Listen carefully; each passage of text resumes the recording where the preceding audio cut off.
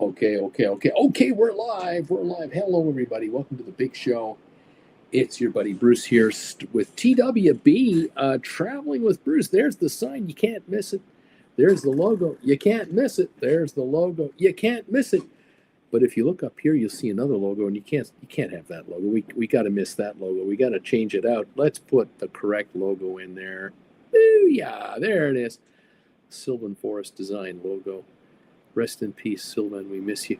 Thank you so much. Welcome, everyone, to the program today for July the 28th, 2025. Do you know that in about 2 weeks from now, it'll be 8 years that I'll have been on YouTube. 8 years. This channel started, I believe it was August. It might have been August 17th, maybe not the 12th. Maybe it was August 17th. 2017. Oh my God. So I guess we're 3 weeks away or so. Unbelievable. I will be in Japan when we hit the 8th year anniversary of this channel's existence. That is incredible to think that I started this channel on my couch in my living room in the house that Jen and I used to own in Creston, British Columbia. It was my mom and dad's former home.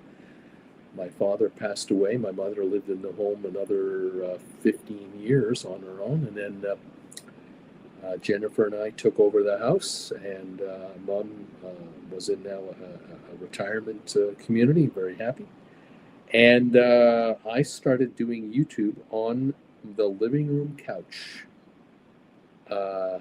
And yet I did have a bedroom upstairs in our unit in our house. We had 2 bedrooms upstairs, and we had a big basement downstairs with a bedroom downstairs. And I could have actually started the channel in the bedroom in the back of the house, but I decided I would I had no idea of a studio or anything like that. I was just going to bring cruise videos to your attention. I thought I was just going to pop up some videos of past trips that I'd been on as sort of traveling with Bruce and talk about trips I've taken over the years with Jennifer.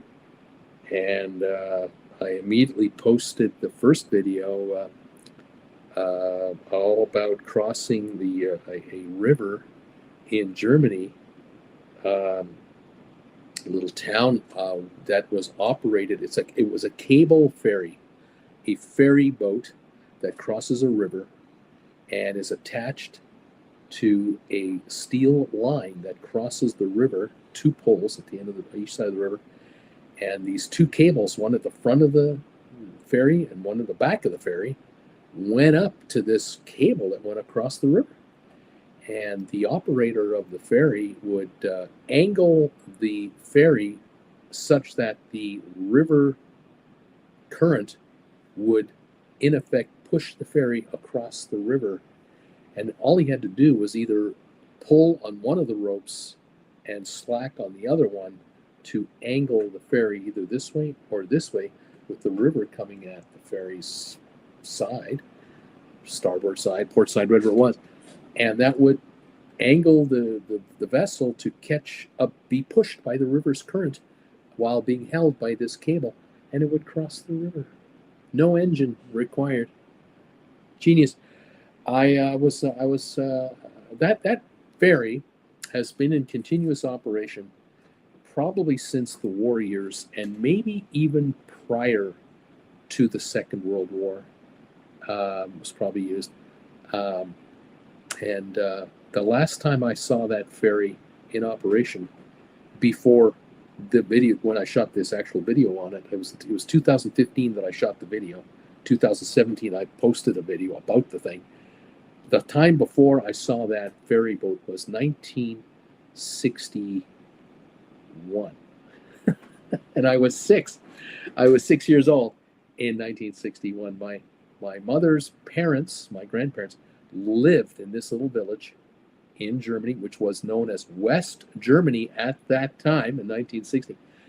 And my father was in the Canadian Army and was stationed about 40 miles away from this little town that my grandparents and my mother's mother and father lived in.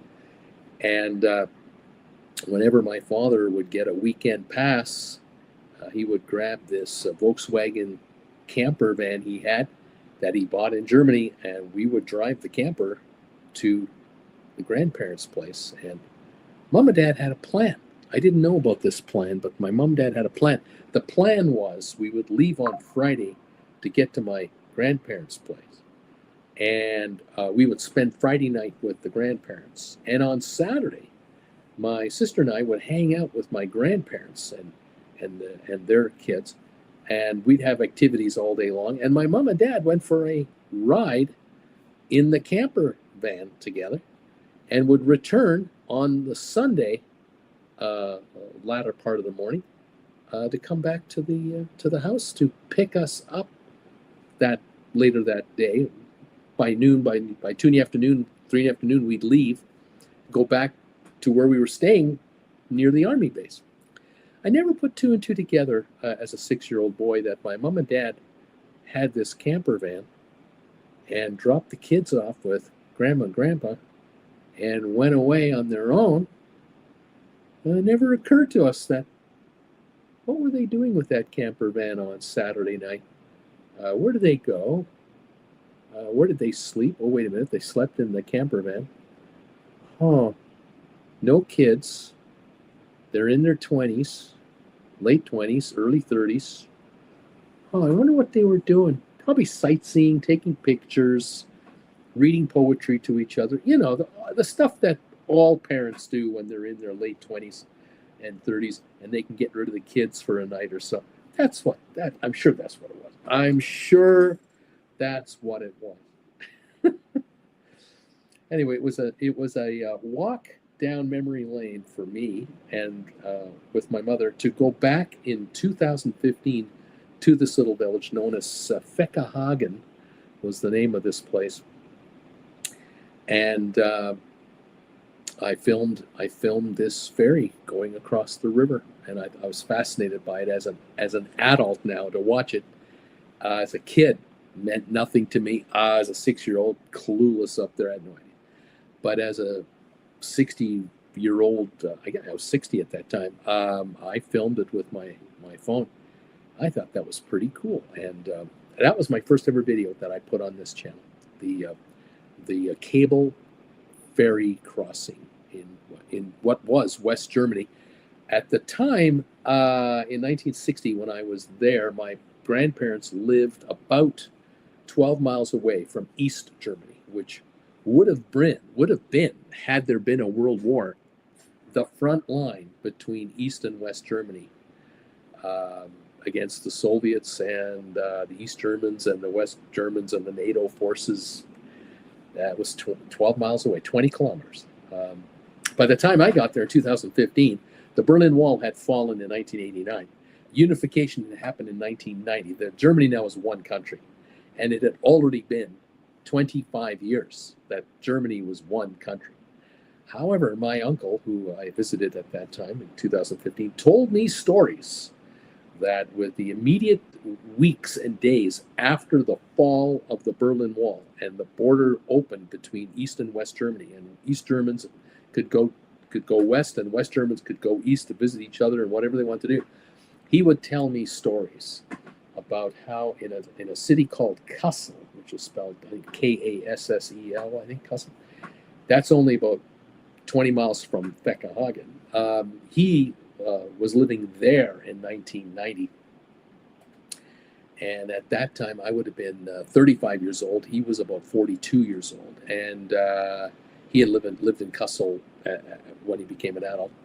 And he told stories about these Trabant Soviet-made cars. They were plastic bodies, 3-cylinder engines, burning oil and gasoline in these engines, and the smoke coming out the back was just like a lawnmower, terrible smelling. These Trabants were coming into Kassel, army fleets of these things. I mean, thousands of them were coming in. And people were coming from East Germany to West Germany were given 100 Deutschmarks each So if you had a family of 4, you got 400 German marks to come in to West Germany, one time only. And they would come in and would go to the grocery stores and buy chocolate and buy fresh oranges and ripe bananas, stuff they couldn't get in East Germany very often. Very, very difficult to get fresh fruits into East Germany. West Germany was just like North America, had everything, and they couldn't believe it. They would go to a McDonald's and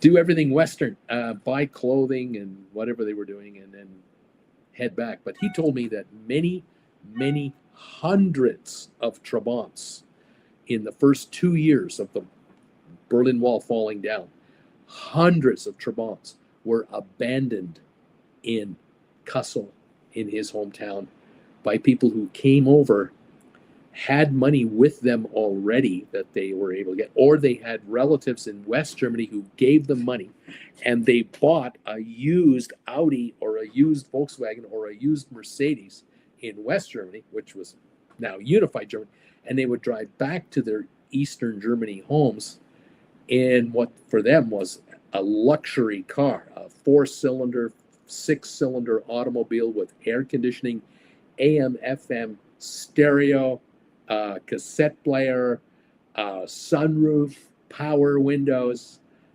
leather interior. My God, and they can't hear the engine, and they can't smell it either.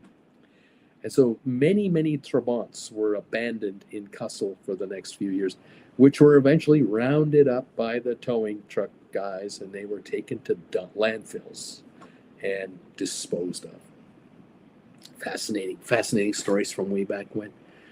Kassel, Germany. My cousin lived there. Yeah, my uncle lived there for the rest of his life. He passed away about 5 years ago. I think he passed away about 5 years ago.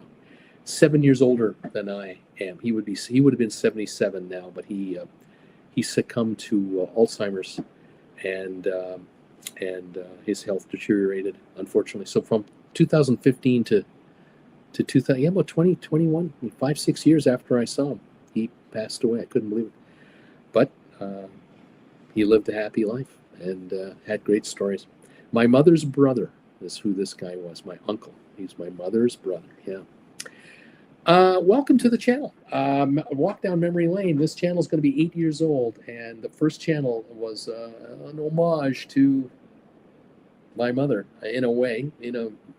She was never in the video. I never mentioned her in the video, but it was this little village in Germany that my mother didn't live in. And interestingly, my mother's parents lived in this village after the Second World War, but my mother was now old enough to be on her own by the time they moved into this particular house that I revisited in 2015 with my uncle to see the house that my grandparents and his parents and he lived in right up into 1957, 8, 9, up into probably 1966, 68. Amazing. Anyway, time warp. Welcome to the channel. I hope you're doing all right. Hope you've had a good week. The future of this channel is about to change. I hope for the better, because yours truly is about to start traveling. And I am on an airplane this Friday flying to Tokyo from Calgary, Alberta, Canada. I'm on a direct flight with WestJet. I will be in Tokyo or Japan for 3 weeks. I will then be in Singapore for 1 week, Dubai for a week, and then I will catch up with Auntie Jen in Amsterdam in the Netherlands, because she is flying from Calgary to Amsterdam, and I'm catching a flight from Dubai to Amsterdam, and we're going to get together there. And we will be together in Europe for the month of September and October, and we will be back here for November 1. And so for me, it's an around-the-world trip. For Jennifer, it's on her own for 5 weeks with her relatives and friends here, her daughter, and then she will join me over there. And Jennifer and I will both meet our daughter in Switzerland on that trip when we're in Europe together. Right at the end of September, we'll meet our daughter in Zermatt, Switzerland. And then my daughter and her boyfriend will continue on their little journey. Jen and I will continue on our journey, which includes a cruise. and then we'll be back here. So this channel will now begin to post videos, travel videos, and I will be posting videos on my own as a solo as a solo traveler starting in Tokyo, and you will begin to notice videos popping up from time to time about my observations as a single senior traveler in Japan, and I'm rather looking forward to it. I can't wait. Changes on my other channel are happening as well. That channel will now go to recordings only. And so my entire YouTube presentation will completely change out, where I will not be doing live shows. I will only be doing recorded videos for the foreseeable future. And when I return at the end of October here from the trip, I probably will still have a number of videos to release as I get editing work done, I'm sure. And January, beginning of January, Jennifer and I are planning to fly to Australia and see Australia and New Zealand together. And so there will be videos from down under following the completion of our European travel.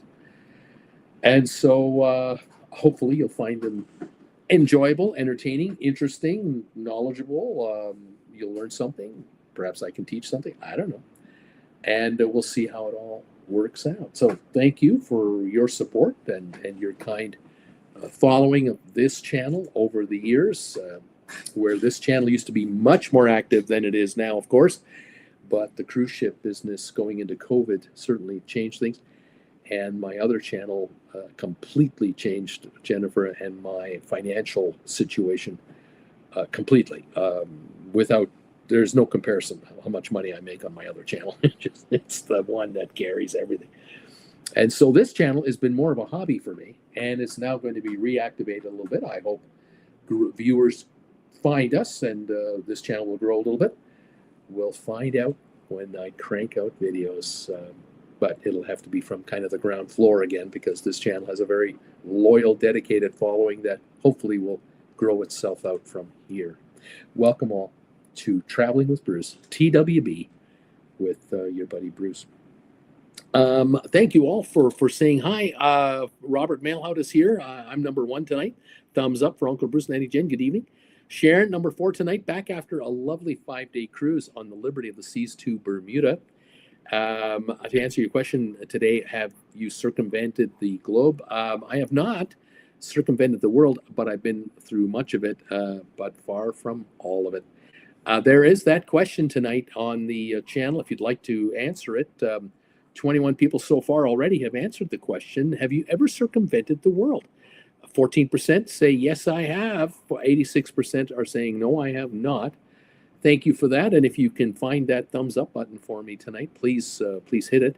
So far, 19 thumbs ups have come in. Thank you for that, everyone. We appreciate that very much. Tom Kaufman, hi there, Uncle Bruce. Good evening to you and Auntie Jen. Kirk Brunson's YouTube and Facebook channel. Kirk is in the house.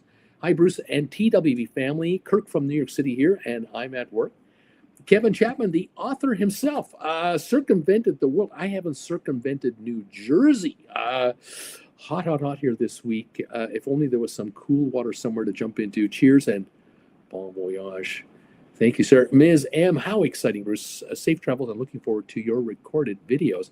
Robert, correct logo and shirt, Uncle Bruce. You did it. Ms. M, number 7, I was picking blackberries this morning. Yum. Roger Holcomb is in the house saying, hello, everybody from Jacksonville. Welcome, sir, from Jacksonville, Florida, the most populated city in all of Florida. A lot of people think Miami is the biggest populated city. It's Jacksonville, baby. Sylvia in the house, number 8. Hi there. Bruce, I visited your Stock Markets with Bruce channel this morning. Very lively group, laughing out loud. Yes, they are. And I'm saying goodbye to them as well. They are really heartbroken over there because Thursday will be my last live show, period. And that channel will now go recorded videos only. And so they're busted up about that. Roger, did I hear Kassel, Germany? One of my friends in Pittsburgh was the survivor from his family in Kassel from World War II. Isn't that something? Stephen Butler, number 11. Hello, everybody. I'll tell you another story about Cussel. The Second World War ended, and in the last year of the Second World War, my mother and her mother, my mother's brother and sister, I believe it was the one, two, three children, four children, could have been four children. I can't remember if it was all five. There were five kids. No, there weren't. There were three children. My grandmother and three kids. My mother was the oldest, her brother, and her sister, younger and younger. They were living in a place known as Königsberg, which is on the North Sea, the shore of North Sea, which is now part of Russia. If you look at a European map, you'll find Poland and Germany share a border, but on the North Sea, there's a spit of land that is occupied and still held by Russia. And even though Russia isn't connected to the land itself, there are right of ways for the Russians to get to this port city. Anyway, they invaded. They were coming to invade this port city towards the end of the war. And my mother and her mother and two siblings were in that city. Now, my grandfather was in the German army working for the railroad, I believe, and he was wherever he was. Things were hectic and chaotic as the Russians were coming towards the west. And my mother and my grandmother, two sisters, two kids, had to get out. The two girls and boy had to get out of there. And the German military and officials, they arranged for boats to evacuate residents of Königsberg because they were surrounded on all sides on land. There was no land escape. The only escape was by the water. And this was springtime. It was cold. It was just after the winter of 1944. It was now coming up to 1945. And my mother told me that they were put on what was known as a coal barge, a kind of vessel that usually goes up and down rivers, can go into the open sea, but it is a vessel that has a small area at the back of the ship where the captain operates the vessel from, like a pilot thing. And this coal barge is a deep, long, hot dog length kind of a boat that is designed to fill with coal over the brim to literally have it stick over. They were using these to get people out. So what they did was they cleaned the coal barges out of all that dust and grime and everything. I don't know how they did this. I don't know what they did. And they somehow, they must have put straw or hay in the bottom of it or something, just to get people off the docks in Königsberg out to the open sea about 10 miles out, where there was a Red Cross vessel, hospital ship, and they were going to use that to get out. Unfortunately, the Russians didn't recognize any of these vessels as humanitarian. They viewed them as war vessels, and they were open season from their planes and artillery. But in the night, many of these coal vessels went back and forth to the ship waiting out in the water.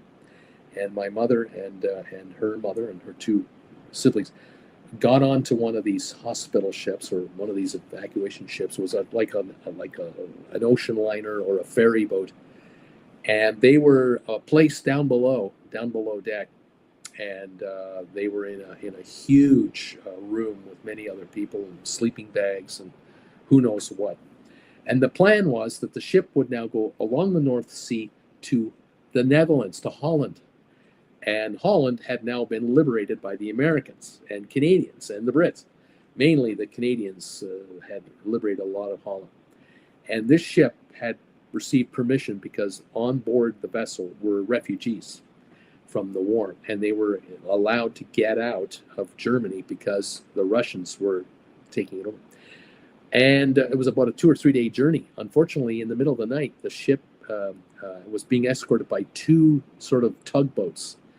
And one of the tugboats hit a mine and it exploded.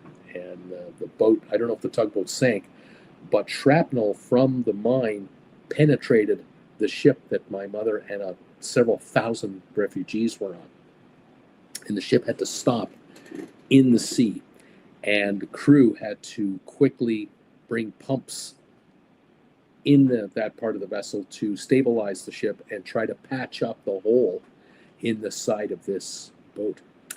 And they had to sit for 24 hours in the water. And when daylight broke, they were worried that they would be a sitting duck for a bombing run from Soviet planes.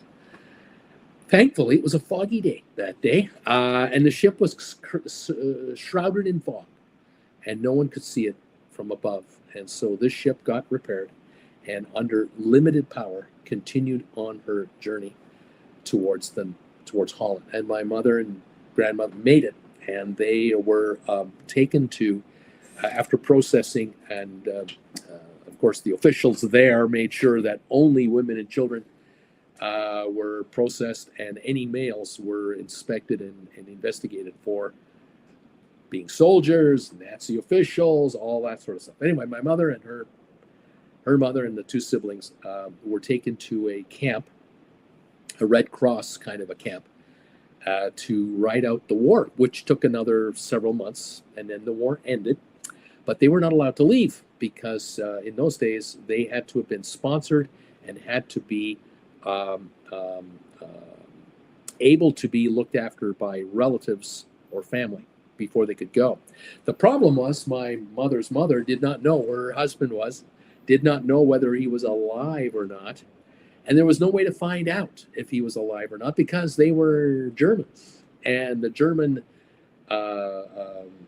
civil service was decimated by the end of the war, and people in Eastern Germany were completely cut off from the West-ish at that point, although you could travel for a while until the border was put up. And the Russians were of no use to refugees, because that was the last thing on the Russians' mind. The first thing on the Russians' mind was to grab as much territory as possible, as many assets as possible, deal with the male prisoners that they had captured, get them to Siberia, whatever, put them in work camps, and go from there. Anyway, my mother's mother wrote a letter to, I believe it was Kassel or that region of Germany, and wrote it to City Hall. And the letter was opened at City Hall. And in the letter, my grandmother indicated her name, her children's name, the father's name, the father's brothers' names, father's sisters' names, her brothers and sisters, who all were from this region. And she was looking for any of them to contact her back at this camp in Holland. And it turned out that these letters the names would be posted on bulletin boards at the post office and at City Hall. And any survivors, any relatives could go there every day and look at lists of names of people looking for relatives. And it turned out that my grandmother's sister saw her sister's name along with the children's name, that they were in this camp in Holland. So the sister wrote her sister, and did not realize that her sister did not know where her husband was, if her husband was alive. And the sister wrote back saying, "Oh, it's good to hear from you. Glad you're safe. We're safe, and your husband is safe. He's here."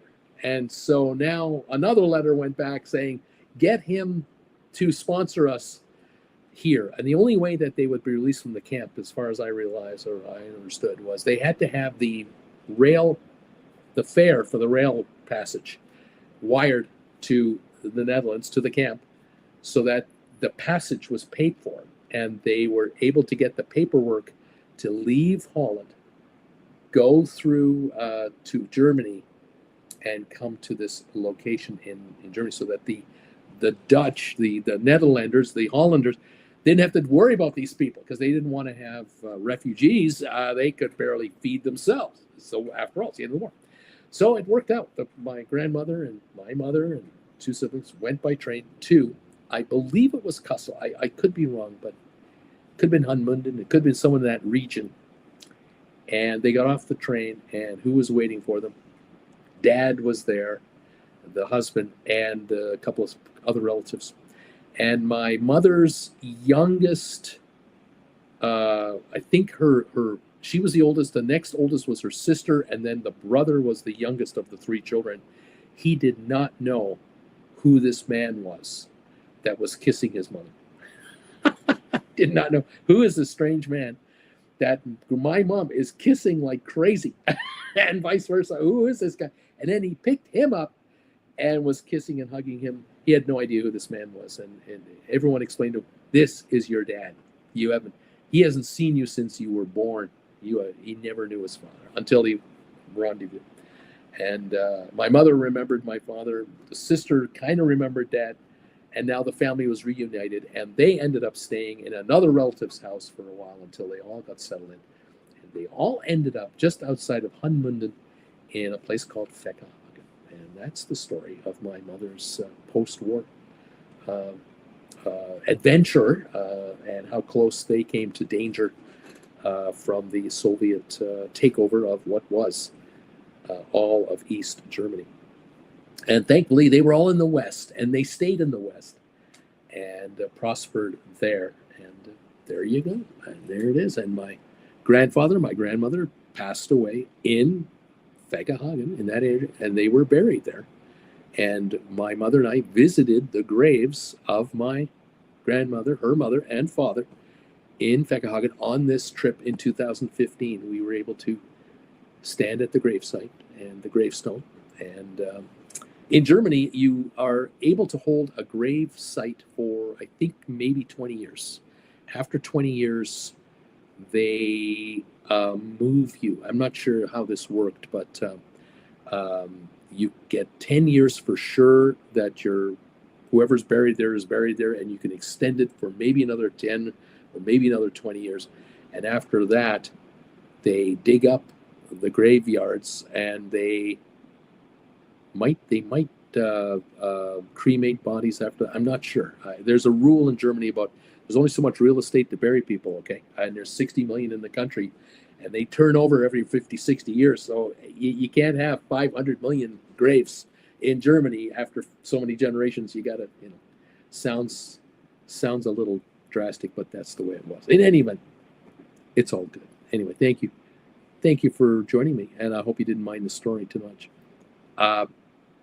Roger is saying here in 2017, Nikki took an around a world trip. We left Jacksonville and made our way to Abu Dhabi, and it was the cruises, planes, trains, and automobile for 81 days. And thank you for sharing that. I think we all miss Nikki. Thank you. Donnell, hi Bruce and all. I'm here today from Ireland, enjoying your last live show so far. Bon voyage, and enjoy your travels during the next 3 months or so. Pete Hoskins, hey Bruce, 11 Celsius, 9:15 Tuesday morning. Cheers from Sydney, Australia. Sounds like you and Jen have a great holiday planned, and we're looking forward to visiting down under. We got to get together. Ms. M, during the 70s and 80s, my mom would send a pound of Munchies, of Murchie's coffee to an old friend of the family in East Germany. During that time, calls to Germany were around $2 Canadian a minute. Yes, I do know about that. Donnell, my counter was stuck again. I'm number 5 or thereabouts, says Donnell. Roger, I'm number 20 on the thumbs up meter. Annie, hi from a cold Sydney, Australia. Loved your channel videos in 2022 from UK. Very helpful as I followed you 3 weeks later. Susan R, number 24 tonight. Looking forward to hearing about your travels. Bruce, bon voyage. Thank you. Thank you so very much. Yeah, the last time I was in Germany was 1962. That's when we left Germany back to Canada. My dad was in the Army. He was stationed in Germany for 3 years as a Canadian Army member.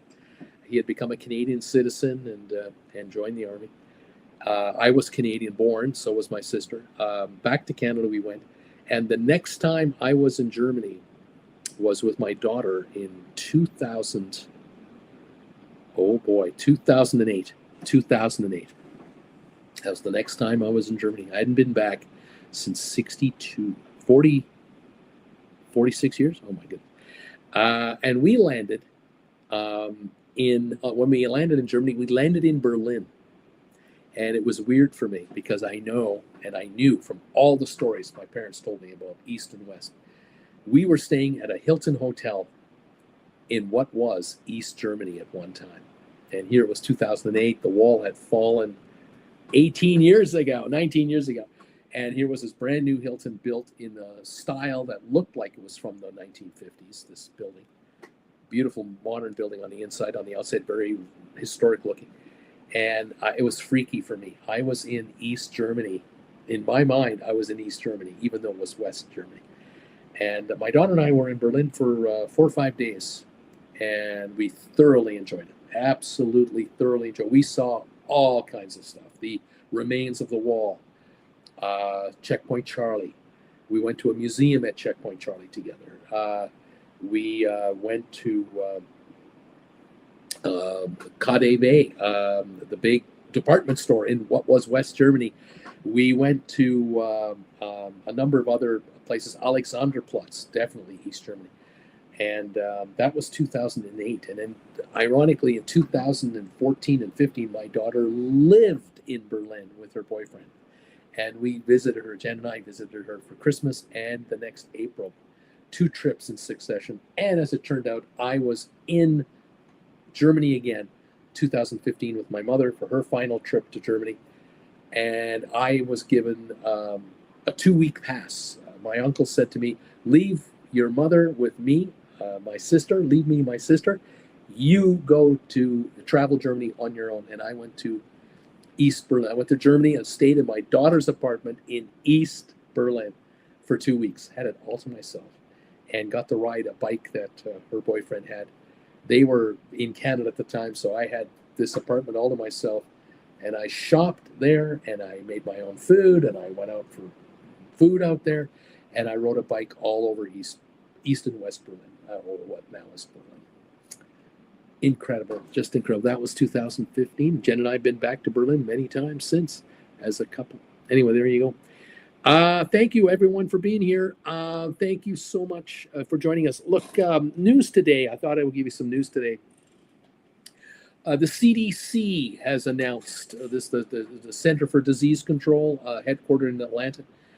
I think it's still in existence. I don't think Trump has killed it. It's still around. They are doing ship inspections, which is their job, for cruise ships. And they have been taking very seriously the dramatic increase in the gastrointestinal cases that we've been talking about. I'm sick and tired of talking about how many cruise ship passengers get ill on cruise ships in the U.S. And the good news is that the CDC has stepped up enforcement regarding inspections of cruise ships, which is what they're charged to do. And they have this year. Here's a little notice for you, a little thing for you to look at here. Comparing inspection pace year over year as of July 28th, as of today, 2024, a year ago at this date, they only inspected 99 cruise ships. So far in 2025, they've now inspected 121 cruise ships. Much higher inspection rate, which is good to see, because you got to wonder how many more hundreds of people have to get ill on cruise ships. It's ridiculous. There's a way to fight these. Well, the CDC, they do these inspections, and they release a score, a safety score, to the public through their CDC website. And 15 ships so far in 2025 have had perfect 100% pass rate scores. And I thought I would list some of them for you. Carnival, the Luminosa, was tested on May the 1st, and they passed with 100%, not a single fault. Celebrity Cruise Lines, the Solstice, 100%, also in May. Disney, 3 ships, the Magic, the Disney Treasure, and the Disney Wish, all had perfect 100% inspection scores. Holland America Westerdam, 100% score. The Lindblad Expedition ship, the National Geographic Venture, it was tested in May. Perfect score. MSC Explora #1, They passed in February. Norwegian, the Escape was tested in January, passed all 100%. Oceania Vista passed her inspections as well. Now, if I'm not mistaken, I'm going to double check here. I think, let me double check real quick. Yes, so these ships here, Adventure of the Seas for Royal Caribbean and Icon of the Seas, both got 100% perfect scores in June of this year. Virgin Voyages, Valiant Lady tested 100% in February. And Viking, the Neptune and the Viking Sea, one in March, one in April, both got 100% perfect scores for 2025. Now, 15 other ships got 99 out of 100. One small little fault kept them from a perfect score. These ships getting 99% scores were the Carnival Celebration, the Carnival Freedom, the Carnival Glory, and the Carnival Sunrise. They all got 99 out of 100. And other ships to get the test of 99 of 100 was the Disney Wonder, Holland America, the New Statendam, and the Zuurdam. And Norwegian had the Gem, the Getaway, and Jade. That was the ship that my daughter and I were on. They got 99 out of 100. And Royal Caribbean ended up with 99 out of 100 for the Anthem of the Seas, the Harmony of the Seas, Liberty of the Seas, Rhapsody of the Seas, and Voyager of the Seas. All of those got 99 out of 100. All 30 ships should be mentioned, and I was glad to do it. There you are. That's the latest on surprise cruise ship inspections by the CDC as of July 28th, as of today. So that's good to see. So out of 121 ships, 30 got 99 or 100 scores. That's pretty damn good, and I'm glad to hear it. And hopefully, if you've got a cruise coming up, one of those ships that I've mentioned might be in your future. Good stuff. You should be just fine. Now, other news going on. I wanted to talk a little today about Royal Caribbean. Royal Caribbean is an interesting story all unto itself. Royal Caribbean is the world's probably third largest cruise line. Might be number 2 or number 3 position. Number 1 now, I believe, is MSC, and then Carnival, and then Royal Caribbean, and then it's Norwegian and others. Royal Caribbean, as many of you know, is a company that owns Azamara, and I believe they own Silver Sea Cruising as well. But Royal Caribbean went through a hard time, like other cruise lines went through a hard time during COVID. And the folks at Royal Caribbean, they had to, of course, lay off a lot of employees, just like the other cruise lines. And they had to put their ships off the coast of Miami in international waters. They would go to the Bahamas and then back to international waters. There were I believe there may have been a ship or two in the Asia area near Singapore.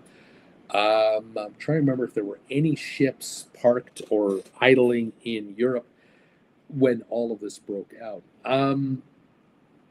Royal Caribbean, like the other cruise lines, had to raise money, though, because all of their ticket sales stopped completely.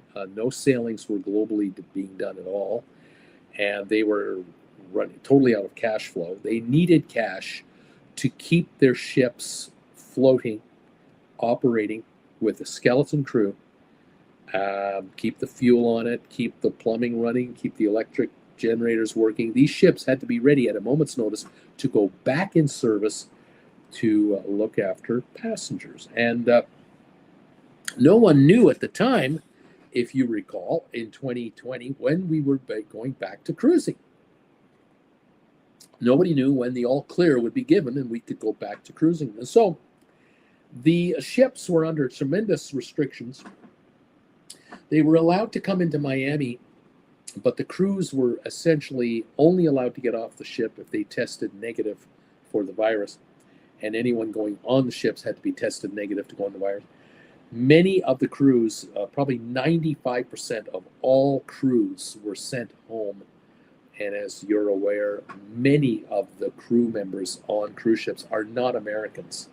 They are from the Philippines, they're from Indonesia, they're from Mexico, they're from Guatemala, they're from around the world. And the flying was very restrictive, but these folks had to be returned back to their home countries.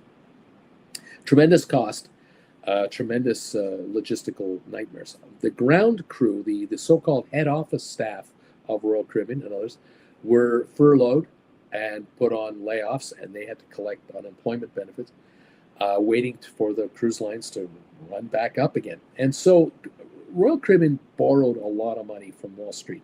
So did Carnival, so did Norwegian.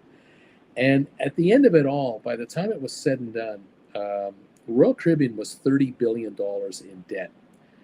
Today, Royal Caribbean is carrying $29.3 billion in debt. They have $8.1 billion in actual assets. However, their assets are cash flowing assets. A ship is only worth so much money when it's sitting in the water. But a cruise ship that is full of passengers is worth a lot more money to a banker when it's operating, with that bar going, the casinos going, and all the services being paid for on a ship. And Royal Caribbean was managed by very smart people, still is managed by very smart, talented people.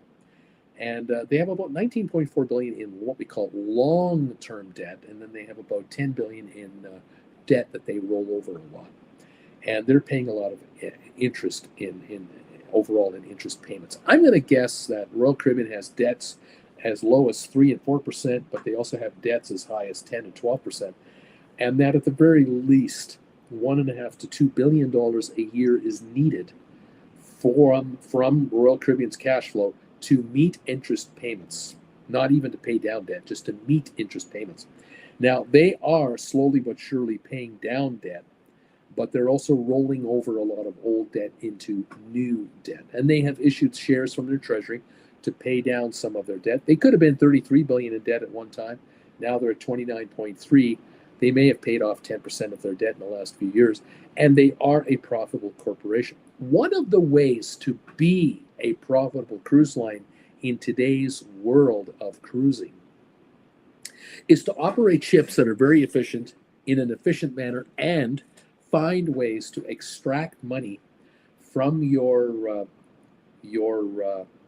prisoners. Once your customers get on your ship and get on a 7-day cruise, one way to make as much money as possible is to not let them get off of your property. Keep them on Royal Caribbean property. And one way to do that, Royal Caribbean has mastered it. Carnival is mastering it. Norwegian is working on it, and MSC too. And that is with Disney, create private islands in the Caribbean to take your passengers to and let them enjoy and frolic on a private island that you have leased from a government, and they are now on your property all the way, and they never get off your ship for the entire cruise. Whether it's a 4-day, 5-day, 6-day, 7-day cruise, if you can take passengers to different private islands, you will extract more money from them because they won't go into a city or into a someone's tour somewhere. They are your prisoners and you're your captives. Now, Royal Caribbean has set up a private resort in Haiti. Unfortunately, in Labadee, it's been shut down for a while with all the problems in Haiti, of course.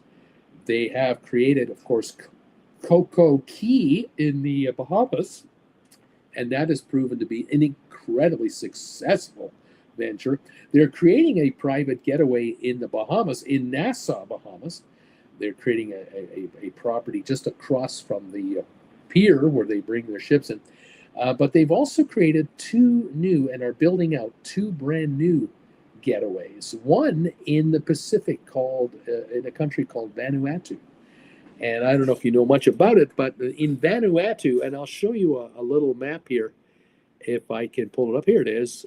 Here's a map where this island is. If you notice, there's New Zealand in the middle here. On the left-hand side is Australia. And if you see the dark water there, there's New Caledonia, and then there's Vanuatu, a collection of islands. And one of those islands that I'm not sure if that's shaped like that looks like one of the states in the United States, but is that, I can't tell you what state that looks like. Is that Rhode Island or Vermont or I'm not sure, whatever that state looks like. In any event, there is a new private island and getaway resort being built there by Royal Caribbean. And here's an artist rendition of what this is going to look like. This is called Lepa, Lepepa. And Royal Caribbean ships are going to dock at that pier you see there, very similar to the Coco Key kind of design.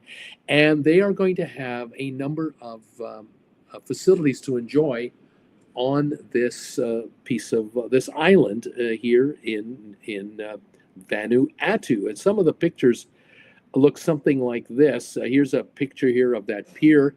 The perfect day at Lepa. You can see here a couple of shelters being built, and these are going to be entertainment areas. There are going to also be food, and there'll also be food and restaurant areas here. Several buildings. There are also beachfront properties being designed here. Here's another picture here of one of these areas where there'll be bathrooms here. There'll be restaurants, bars. There'll be all kinds of toys to play with here. Here's a pool area that's being built out, and of course you'll have cabanas. You'll have umbrellas. You'll have loungers, swim-up bars. The whole thing. This is being done and designed for the Australian cruising market. And so any ships that are going to be in Asia or in and out of New Zealand or Australia from Royal Caribbean properties, Royal Caribbean cruise lines will be able to come here to enjoy this facility. And so that's what's being built now in Vanuatu, and this will be open next year in 2027, 2 years from now. The spring, I think, of 2027 is the designated build-out date, completion date. There will be many, many more artist renditionings coming. They expect to have serene beaches, mature nature walking trails, water activities, and a bunch of dining options, and there'll be more details to follow as this gets built out. And of course, this is a way for the folks at Royal Caribbean to keep their passengers on their ship and then keep them on their property. And the extra money they spend on cabanas and other areas, perhaps a wedding will be held here. On every ship, there might be 3 or 4 brides and grooms planning a beach wedding. This will be extra dollars for all the guests coming and hanging out with the cruise, taking the cruise and enjoying the wedding and getting service there. That is how they're going to do it. Now, the other property being developed is a Mexico, a great day in Mexico, they're calling it. Royal Caribbean is building a great day at Mexico as well. And this one is going to be something else. This is not going to be anything like the Vanuatu property. This is going to be one of the most popular, I think, properties that Royal Caribbean will have. Again, these are images from artist renditionings. We're talking Perfect Day Mexico, also opening in 2027 on the Caribbean coast. 81 acres, 7 neighborhoods, the Loco Water Park, Jaguars Peak, the tallest water slide in North and South America, is going to be built here. Going to be absolutely incredible. Sorry for the blurriness of this image here. Children's water park play areas, absolute gigantic pool areas along with swim-up bars. 51-meter tall water slide. It's going to take 2 minutes, 15 seconds to ride it. The world's longest lazy river ride is being designed here. The lazy river ride, it'll take 1 hour to ride it. That's how long this lazy river ride is. And there are apparently optional sections on the lazy river ride that will be thrill seeking type rides. So, all kinds of things going on here. Look at all the different buildings being designed. Apparently, the world's largest sombrero is being designed.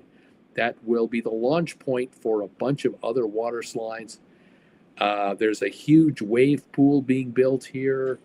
Um, it is 3 kilometers of beaches are being designed here, 10 pools, 12 dining options, and 24 bars. This thing is monstrous. And the perfect move by Royal Caribbean is to negotiate with the Mexican government a long term lease on all of this land to design and install this incredible water playground where you will be dropped off here probably at 8 or 9 in the morning, and you won't leave until 7 or 8 at night, back out to sea, where the ship will, of course, turn on the casinos.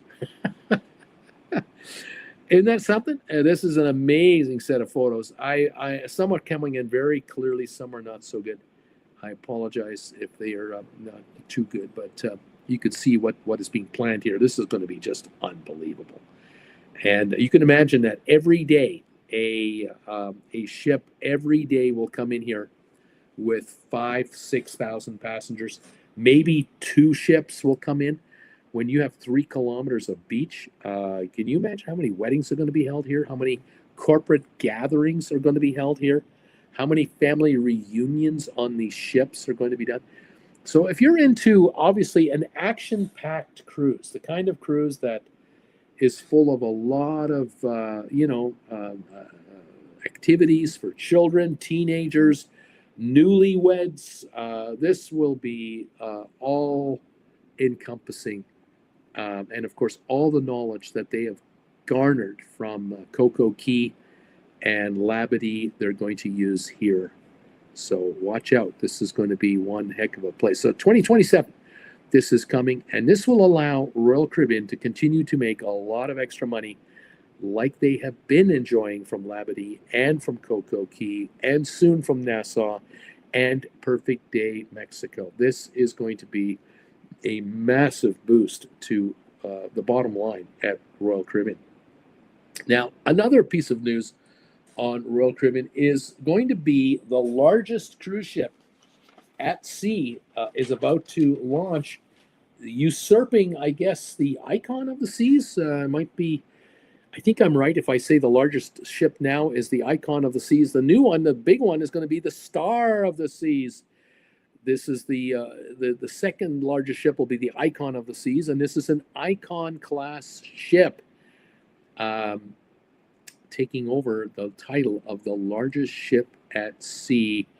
Here's some images here. I'll just kind of tuck myself maybe down here in the corner. Don't mind me down here. I'm just out of the way.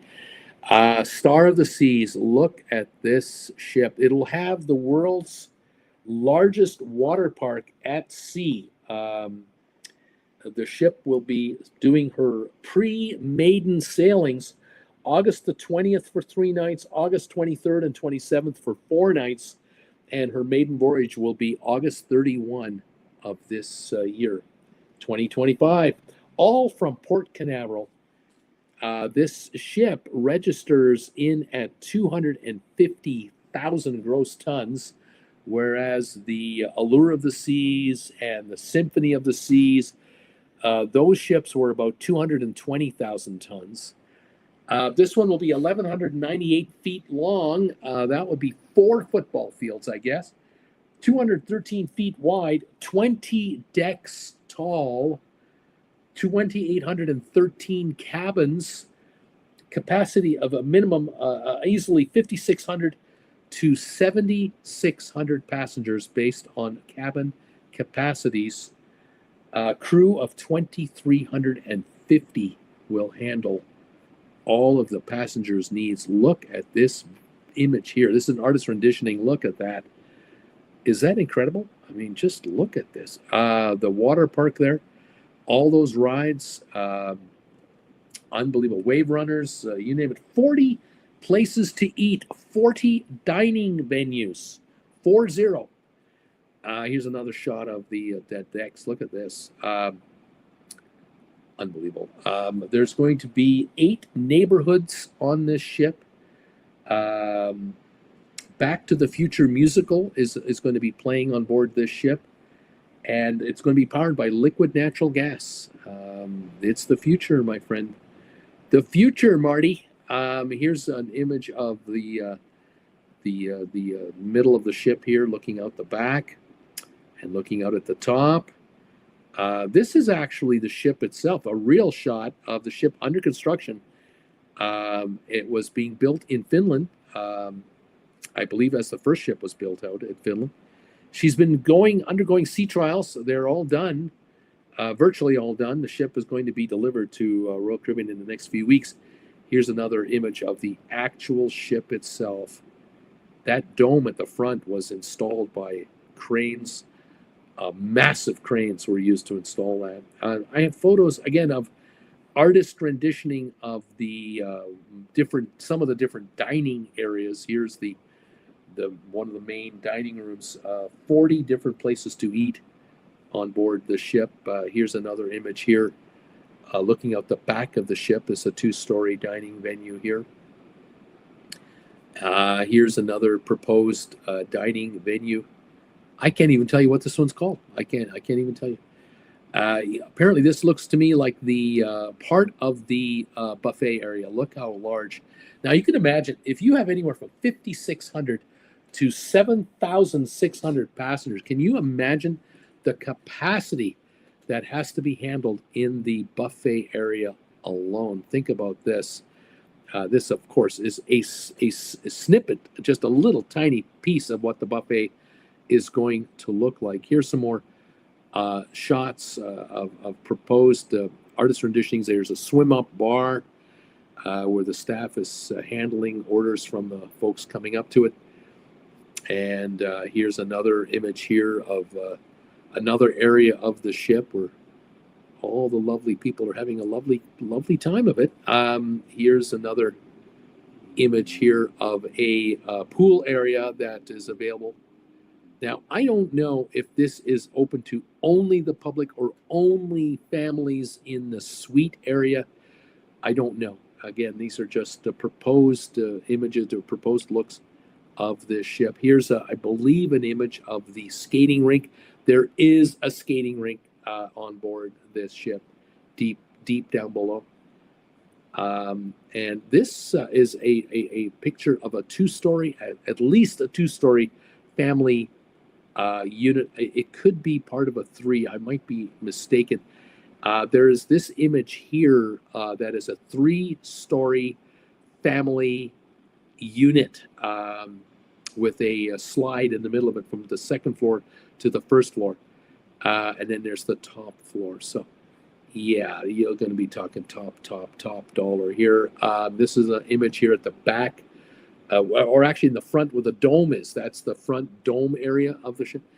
It's unbelievable. It's just absolutely stunning. Of course, this is going to wow passengers for years to come. Again, here's an image from the back of this vessel. One wave runner there and other water features on the top and lounging areas. And I think there's mini golf up there. There's probably a basketball court. The water slide, look at all of that. That is just, you got kids, you got children that are 7, 8, 9, 10, 11, 12, 13, 14, 15. Oh my God. You're not going to see them. They're gone. They're going to be doing this, especially if you've got siblings. Mom and dad, you're going to get some alone time here and let the kids run wild and let the staff look after. Unbelievable. So this on board the ship and this off the ship, you think your kids are going to have one hell of a time going on a Royal Caribbean cruise if you can swing it that they board the ship and end up in Perfect Day, Mexico, and Coco Key And Labadee, you can imagine all three places, plus the ship's activities. You're not going to see your kids. You're going to just kind of catch up to them at the end of the cruise. They're going to say, let's do this again. Quite amazing, isn't it? Isn't it something? I think the ship is running 1.3 or 1.4 billion to build at last report. Could be higher.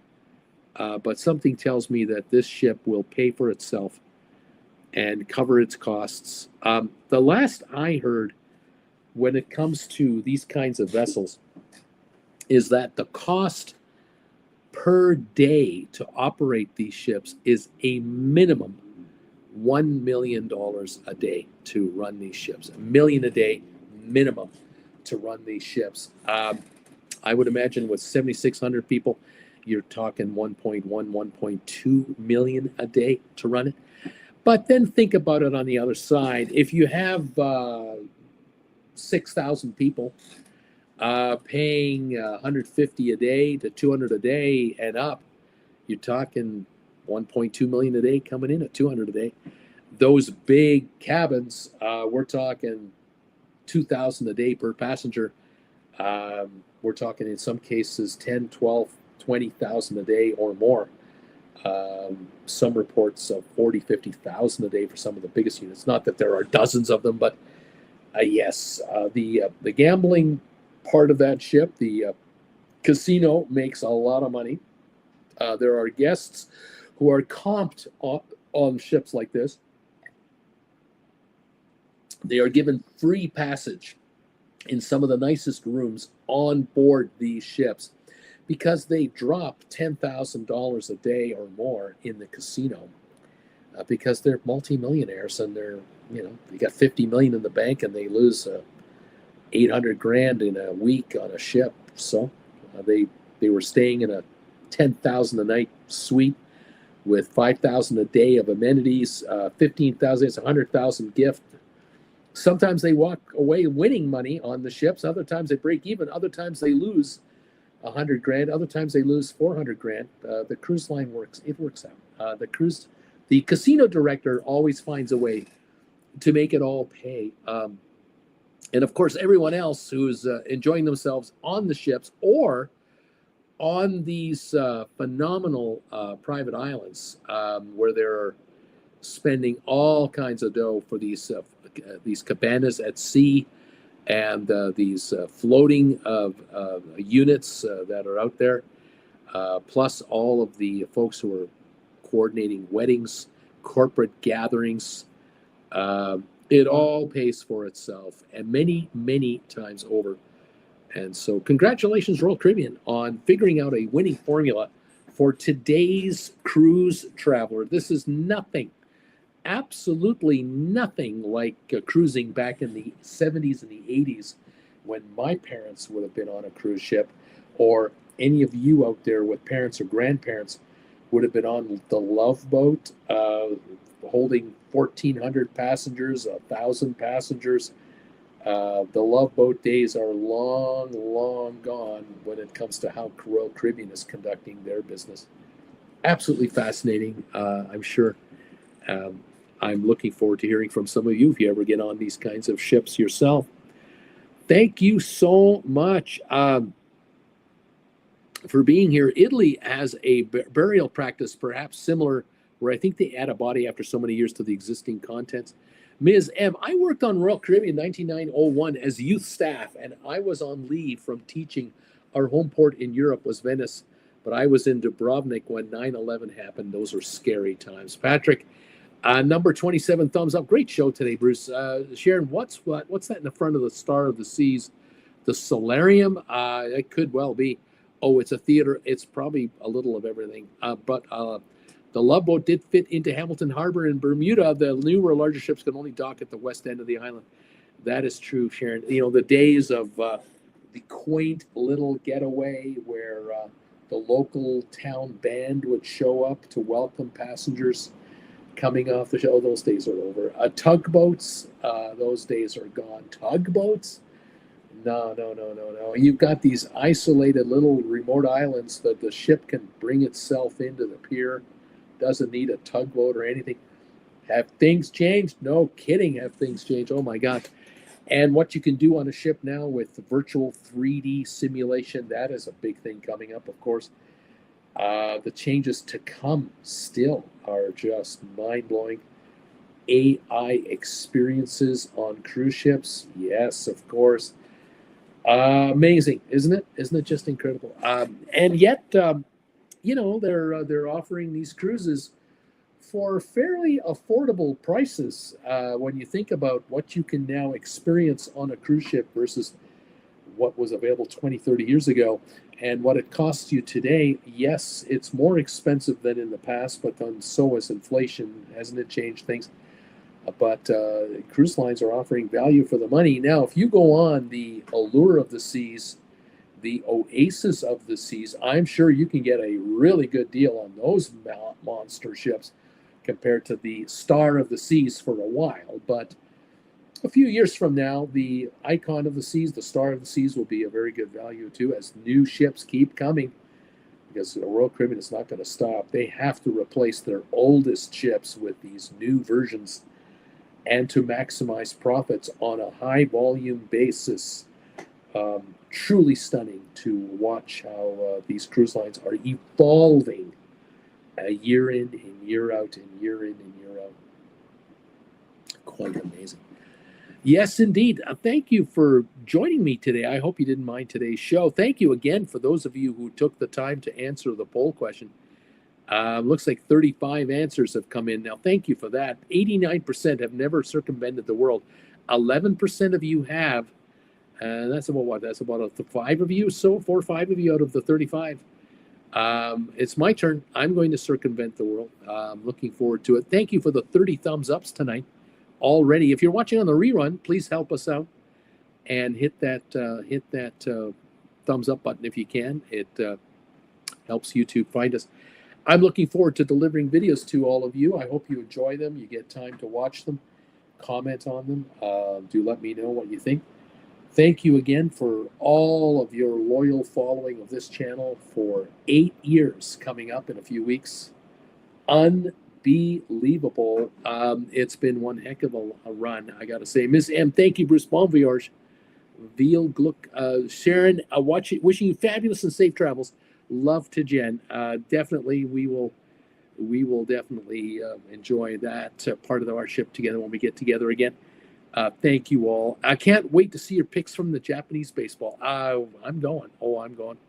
Definitely want to do that. Have a wonderful trip, Bruce. Thank you, Kirk Brunson, and everyone from the New York area, the New Jersey area, Florida, all over U.S., all over Europe, all of you in Australia and around the world who watch me live or catch me during the week. Thank you again for all of you. Very much looking forward to the beginning of the trip. Friday afternoon, I board my plane for Tokyo. I'm so jazzed about it, and very curious about it, and very much looking forward to taking you along with me and eventually Jen and I on yet another trip going forward. Thank you all. Have a wonderful rest of your week and rest of your summer, and we'll keep you posted on my whereabouts. And I look forward to hearing from you on the channel as we bring up the videos and you comment on them. Thank you again, all of you. All the best. Continued best of luck, and make sure to hug someone you love a little longer next time you see them. You never know when it's the last time. Thank you so much for joining me today. Take care, everybody. Bye for now, and hello from Japan. Ooh.